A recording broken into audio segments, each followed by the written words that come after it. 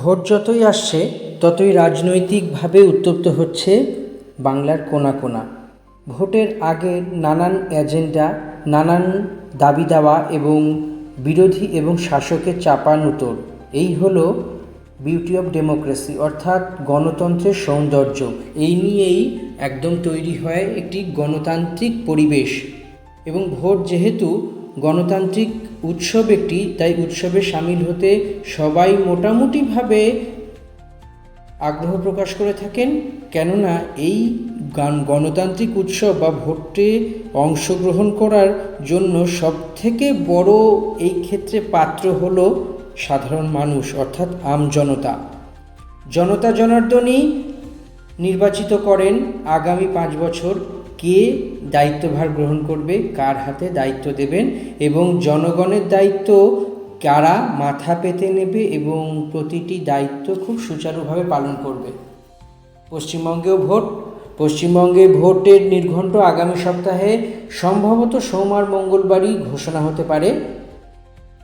এই নির্ঘণ্ট ঘোষণা হবে কেননা গত সপ্তাহ অর্থাৎ 7 দিন আগে কেন্দ্রীয় স্তরের অর্থাৎ নির্বাচন কমিশনের ফুল বেঞ্চ রাজ্যে এসে বিভিন্ন আধিকারিকদের সঙ্গে বৈঠক করে গিয়েছেন। নির্বাচন কমিশনার, মুখ্য নির্বাচন কমিশনার এবং তার ফুল বেঞ্চ জ্ঞানেশ কুমার প্রতিটি রাজনৈতিক দল, অ্যাডমিনিস্ট্রেটিভ বা প্রশাসনের প্রধানের সঙ্গে কথা বলে গেছেন এবং একই সঙ্গে বিরোধী দলগুলির সঙ্গে যে বৈঠক করেছেন সেই বৈঠকে একটি বিষয় পুরো পরিষ্কার ছিল যে এই বিরোধীদের সঙ্গে বৈঠকে বিভিন্ন বিষয়গুলি যে উঠেছিল যে কত দফায় ভোট হবে, বিরোধীরা তাদের মতামত দিয়েছেন, কেউ 2-3 দফা বলেছেন এবং সেই নিয়ে নির্বাচন কমিশনার নিজের একটা নোট তৈরি করেছেন। শাসক দল অর্থাৎ তৃণমূল কংগ্রেসের পক্ষ থেকেও নির্বাচন কমিশনের সঙ্গে কথাবার্তা বলা হয়েছে। তো এই সমস্ত বিষয়গুলো একত্রে করে নির্বাচন কমিশন সূত্রে সেই দিনই জানা গিয়েছিল যে ভোটের নির্ঘণ্ট কয়েকদিনের মধ্যেই নির্ধারিত হবে। কয়েকটি বিষয়ের উপর নির্ভর করেই ভোটের নির্ঘণ্ট নির্ধারিত হয়ে থাকে সাধারণত। এক হলো ভোট যে ঘোষণা করা হবে সেই ঘোষণা করার কমপক্ষে 3 সপ্তাহ অর্থাৎ 21 দিন পর প্রথম দফার ভোট বা ভোট সংগঠিত হতে হয় বা ভোটের প্রক্রিয়া হয়। সাধারণত এটাই এটাই হয়ে থাকে।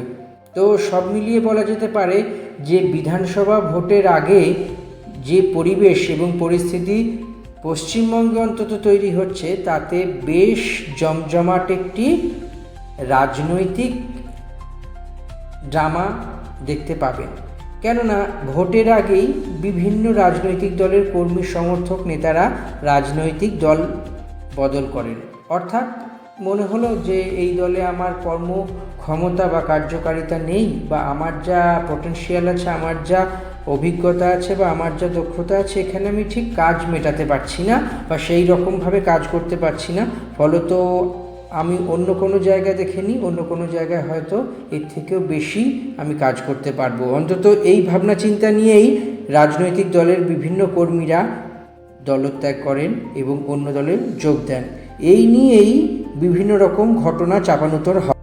বর্তমানে রাজনৈতিক আঙিনায় যদি কান পাতা যায় তাহলে শুনতে পাওয়া যাচ্ছে 3টি নাম, শাসক দল অর্থাৎ তৃণমূল কংগ্রেসের 3টি হেভিওয়েট নাম যারা ফুল বদল করতে চলেছেন, অর্থাৎ ঘাস ফুল ছেড়ে পদ্ম ফুল, তৃণমূল ছেড়ে বিজেপিতে যাওয়ার একটা জল্পনা তৈরি হয়েছে এবং সর্বোচ্চ কান পাতলেই সেই জল্পনা শুনতে পাওয়া যাচ্ছে। যদিও জল্পনা স্তরেই আছে, আগামী কয়েকদিনের মধ্যে এটা পরিষ্কার হয়ে যাবে কি হতে চলেছে বা কি হবে।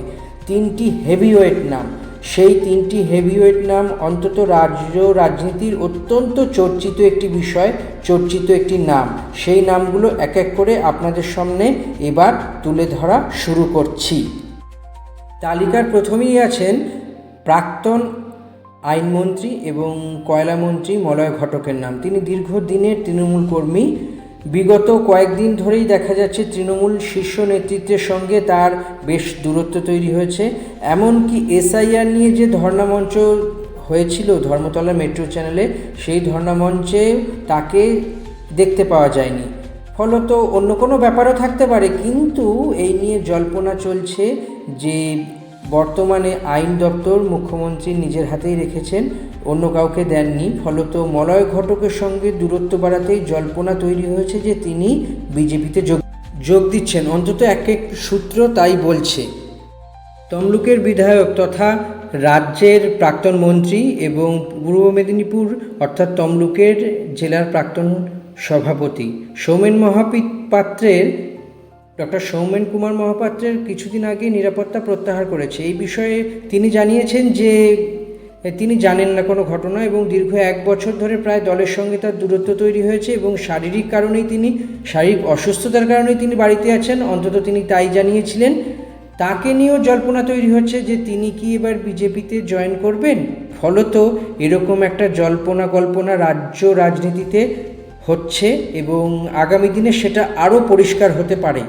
এবারের নামটি অত্যন্ত গুরুত্বপূর্ণ একটি নাম, কেননা তিনি হলেন রানাঘাট দক্ষিণের বিধায়ক মুকুটমণি অধিকারী। মুকুটমণি অধিকারী প্রথমত তিনি বিজেপির টিকিটে 2021-এ রানাঘাট দক্ষিণ থেকে নির্বাচিত হয়েছিলেন। পরে 2024-এ লোকসভা ভোটের আগে তিনি তৃণমূলে জয়েন করেন এবং রানাঘাট লোকসভা আসন থেকে জগন্নাথ সরকার, যিনি স্ট্যান্ডিং সেই সময়কার এমপি ছিলেন, তার বিরুদ্ধে তাকে তৃণমূল টিকিটে দাঁড় করানো হয়, যদিও তিনি সেই নির্বাচনে জয়লাভ করতে পারেননি। ফলত ফের ওখান থেকে জয়লাভ করেন জগন্নাথ সরকার। তারপরে যেহেতু তিনি মুকুটমণি অধিকারী রানাঘাট দক্ষিণের বিধায়ক ছিলেন, তৃণমূলে জয়েন করার পরে সিটটি ফাঁকা হয়ে যায়, সেখানে উপনির্বাচন হয়। তবে তৃণমূলের টিকিটে সেই উপনির্বাচন জয় করেন তিনি এবং জয়ী হয়ে ফের রানাঘাট দক্ষিণের তৃণমূল বিধায়ক হিসেবে নির্বাচিত হন। এবং একই সঙ্গে দেখতে পাওয়া যায় যে মুকুটমণি অধিকারী সম্প্রতি ঠাকুরবাড়িতে গিয়েছিলেন, অর্থাৎ বনগাঁ ঠাকুরবাড়ি। সেখানে গিয়ে কেন্দ্রীয় প্রতিমন্ত্রী শান্তনু ঠাকুর, তিনি বিজেপি সাংসদও বটে, তার সঙ্গে রুদ্ধদ্বার বৈঠক করেন এবং যখন সাংবাদিকদের মুখোমুখি হন সেই সময় মুকুটমণি অধিকারী জানান যে তিনি গাড়ি পুজো করতে এসেছিলেন, তাই হ্যালো হাই করতে ঠাকুরবাড়ির সঙ্গে দেখা করতে এসেছিলেন। কিন্তু এইটি রহস্য তখনই মধুপর্ণা ঠাকুর অর্থাৎ ঠাকুরবাড়ির সর্বকনিষ্ঠ জনপ্রতিনিধি, তিনি তৃণমূল করেন, তিনি জানিয়েছিলেন না মুকুটমণি অধিকারী যদি আসেনি, তিনি তো তৃণমূলের সদস্য, তৃণমূলের বিধানসভার সদস্য, তিনি তৃণমূলের লোকজনের সঙ্গেই দেখা করবেন, কিন্তু তাদের সঙ্গে দেখা করেননি। তিনি শুধু শান্তনু ঠাকুরের সঙ্গে দেখা করে চলে যাচ্ছেন।